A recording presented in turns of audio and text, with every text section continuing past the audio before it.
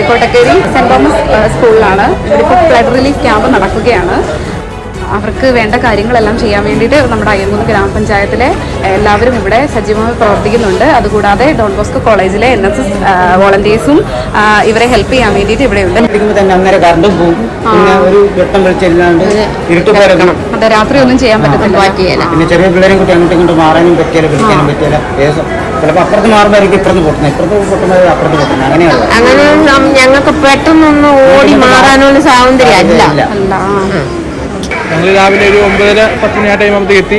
പിന്നെ ഫുഡ് ഉണ്ടാക്കാനും എല്ലാത്തിനും ഫുഡ് സഹകരിച്ച് ഇപ്പോഴും വോളണ്ടിയേഴ്സ് ഇവിടെ ഉണ്ട്. ഒരു സജ്ജരാണ് എല്ലാത്തിനും. ഏകദേശം 19ഓളം കുടുംബങ്ങളെയാണ് ഇവിടെ ഇപ്പോൾ മാറ്റിപ്പാർപ്പിച്ചിരിക്കുന്നത്.